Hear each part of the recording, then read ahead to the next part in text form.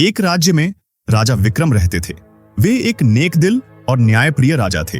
एक दिन राजा की नजर एक गरीब भिखारन पर पड़ी। उसका नाम सीता था। सीता बहुत गरीब थी, लेकिन उसका दिल बहुत साफ और दयालु था। वह हमेशा दूसरों की मदद करती थी। राजा विक्रम को सीता का सच्चा और अच्छा स्वभाव बहुत पसंद आया। राजा ने फैसला किया कि वे सीता से शादी करेंगे। जब सीता रानी बनी तो पूरे राज्य में लोग उसका मजाक उड़ाने लगे। लोग कहते थे, एक भिखारन रानी कैसे बन सकती है।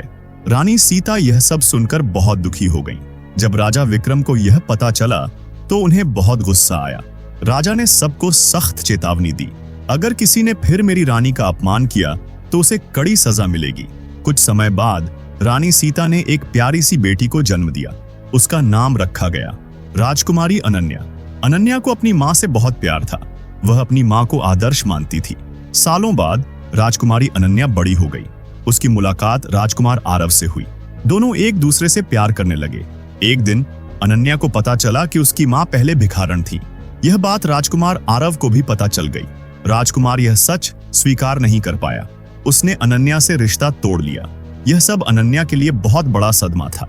वह भी अपनी माँ के अतीत को स्वीकार नहीं कर पाई।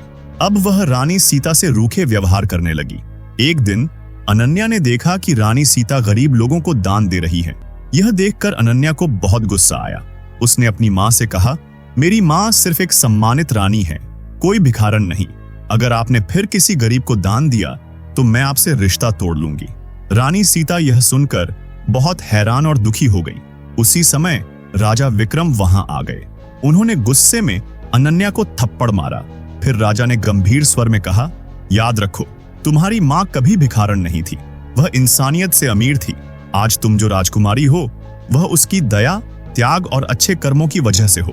राजा की बातें सुनकर अनन्या टूट गई। उसे अपनी गलती का एहसास हुआ। वह जोर जोर से रोने लगी। अनन्या ने कहा, मुझसे बहुत बड़ी गलती हो गई। मुझे अपनी माँ से नफरत नहीं करनी चाहिए थी, सिर्फ इसलिए कि वह कभी गरीब थी। उस दिन अनन्या ने एक बड़ी सीख ली, सच्ची इज्जत धन से नहीं बल्कि अच्छे दिल और इंसानियत से आती है।